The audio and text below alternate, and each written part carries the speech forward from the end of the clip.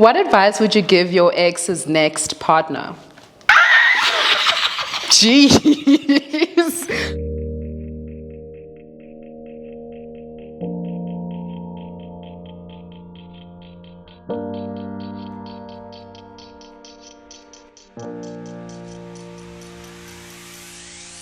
You are absolutely, without a doubt, everything that I've prayed for in the universe and our ancestors.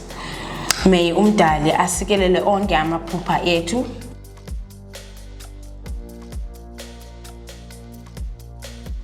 He's also taught me that you don't have to struggle in the beginning to get the love that you want. You don't have to begezela nothing. You just get the love that you deserve. 3, 2, 1.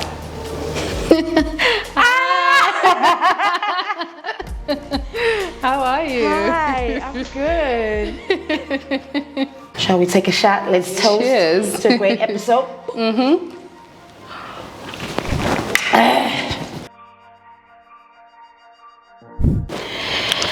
Okay. How often do you stalk your ex on social media? I actually don't. Is I think it? it's so much better, no matter how much you still love and respect the person. I think it's good to kind of minimize the exposure to that person post breakup, because your mind just goes and starts wondering, and you know, it's not because he looks good and I don't want to see him happy like some people would say, but it's just minimizing that exposure to your ex. It helps never, like, a comes lot. up on your TL and you're like lurking, something like that, you know what I'm saying? He's blocked. Okay. No, it's a good block. It's not like I hate you block. Okay. It's It's just like distance, let me Yes. take my space kind of a thing. yes. What advice would you give your ex's next partner? Jeez. She needs a lot of vulnerability. I think it was something that I couldn't give in the relationship. Because of my past traumas, I saw how I showed up in the relationship. Even though I thought I was somebody that can be vulnerable, you know, I thought I was doing the work. But I think going to therapy and the last few months have been given me so much clarity as to where I fell short in the relationship. So I think I'd tell them to give them a lot of vulnerability and be very patient with them. Yeah, That's what good. I'd say. That's good. Did the publicity of your relationship negatively affect your relationship? I wouldn't say it negatively affected my relationship, because we would just like kick back and be like, these people, they want us to release on YouTube. Like, we just want to live life, you know, like people obviously have expectations, and obviously our relationship was formed in the public eye. So there's no running away from that, but it didn't affect our relationship. Maybe it affected us as individuals, because we maybe felt like we could do more individually, or Couldn't do more. no, we felt like maybe we could do more as individuals rather than everything being couple. together, and you know, the couple name, the merged name, it was a lot at some point. And no matter how good two people look together, doesn't mean that they're gonna get married and have kids. So just don't put so much pressure on other people's relationships, and just give people that grace that, you know what, sometimes things come and sometimes things go, and that's just I'm subbing everybody now. But my that's relationships, right. just give me grace, guys. You know, yeah. Shots are still standing. Hey. How do you describe your breakup to other people? Damn. Just jump straight into it.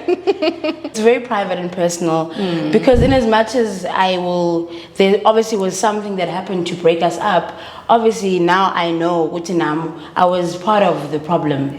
I was part of the downfall. So I can't sit here and say this is what happened. It's months of other issues. It's my childhood traumas. It's their childhood traumas. It's how that worked together. It's a lot of things. I know where I went wrong, and I shared I was struggling with vulnerability, and that's where I could have done better. That's beautiful. So, I love accountability. Hey. Love it. But that is it me now, eh? Yeah. What has been the hardest thing for you since the breakup, and why? Wow. I think introspection, looking at myself. At your faults, ne? And my faults, and kind of playing back, you know, some of the ways that I would react and how I would feel. because of the things that my partner would say to me, and trying to kind of recollect, like, did my reaction warrant, like, did what he say warrant my reaction? Like, where does my reaction come from? Like, there should be like a deeper rooted issue. Because when I think about the things that my partner said to me, I'm like, it wasn't even that bad. Like, why did I react, or why was I so hurt at the things he said? And yeah, just a lot of introspection and working on issues that I had no idea I had. And now I have to dig deep and like go back. I think the main thing I've learned in relationships, it takes more than love. It takes a lot of self-awareness and willingness to correct the wrongs where it's causing friction in your relationship. And it doesn't matter how much you love somebody, you can't love them out of being aware of those things. There's no amount of romance and big audacious gestures that will get them to be aware of something that they can't be aware of. So I think the important thing is to always just be about your journey and being able to recognize your faults, and when somebody is offering something on the table and you seeing how they are loving, and you make the decision to take it or leave it. Yeah. What has healing from your last relationship looked like for you?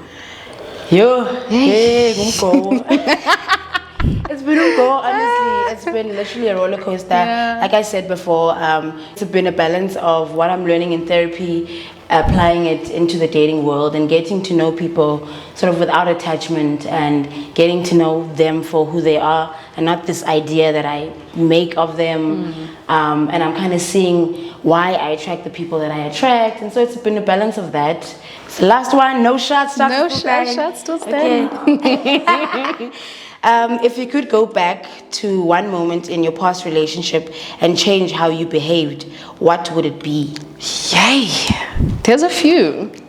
Okay. I think I definitely wouldn't have taken things too hard. I would have taken some criticism and correction as what it is, criticism and correction, and not like a personal attack, or, you know, like, oh, how can you say that you don't love me? You don't have my back. Yeah, so I think I would definitely try to be more objective, try to be more mature about it. Yeah, definitely that.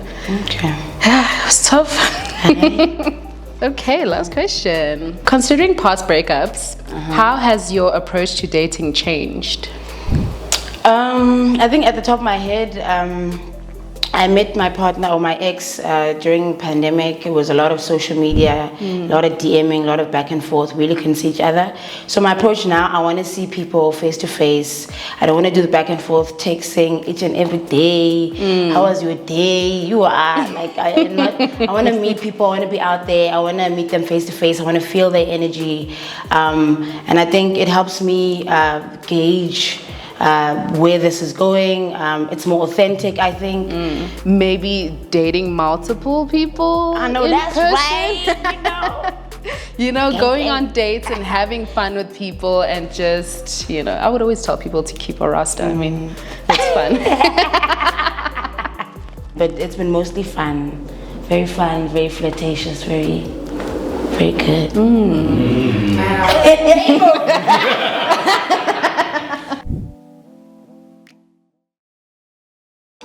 So I have one last question to ask you guys. Oh God. Have you moved on? Yes. You gonna first? I mean, I'm voting bombshells out the villa every week.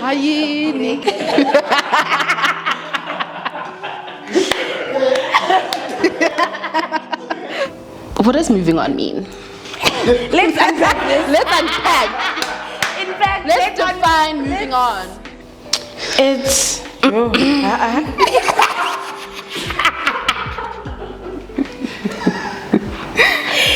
yeah. Let's do that.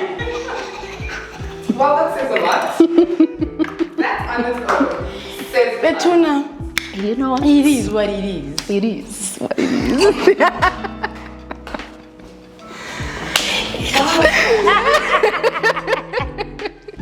Yo. In ways I think I'm gonna answer it. In ways I have moved on. In some ways I haven't, to be honest. Yeah. And that's normal.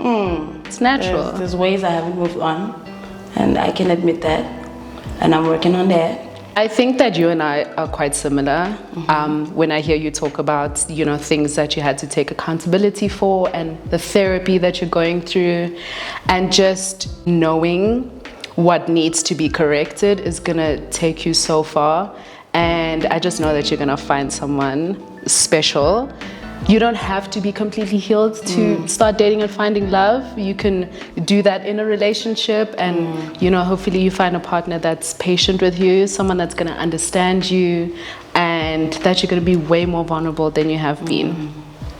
Thank you. You're welcome. I think based off of what you've said as well, the journey of self-introspection is very hard, but I think it's so rewarding and so empowering. Once you know where you went wrong and how to kind of move forward from that. I hope you receive a lot of affirmation in your next relationship, and that you are supported in the times where you feel like you're making a small thing a big thing.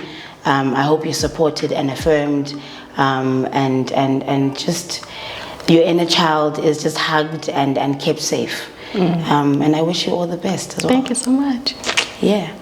Thank you so much for watching this episode of Defining Breakups. Let us know in the comment section down below what you think you learned from this episode. Don't forget to leave a like, subscribe, and join us over on Twitter using the hashtag Defining Breakups to let us know if we finally gave you some closure. See you there. So do you think if you guys were friends before you guys started your relationship, that things would be different now? Yes. Okay. I think our relationship would have been so much better. Like, when you're in a relationship with someone, sometimes you put them on a pedestal. So things, like I said, the things that he would say, like if he would disagree with me or criticize me or say, maybe you shouldn't have done it this way, I would take it personally because I put him on such a pedestal. And this was my first serious relationship. So I didn't really know. Like, I don't have relationship experience, so I never wanted him to disagree with me on anything. I'm like, if you're my man, you need to back me up no matter what I do. And that's a very insecure way of seeing things, and this very immature way of seeing things. So now, because I see him in a different light, I feel like we even get along more now than we did in our relationship. Like, because I just don't take things so personally now. I'm like, oh, he was joking, it's fine. Like, I would give it back to him. It's a wrap. Yay! Thank you. Thank you.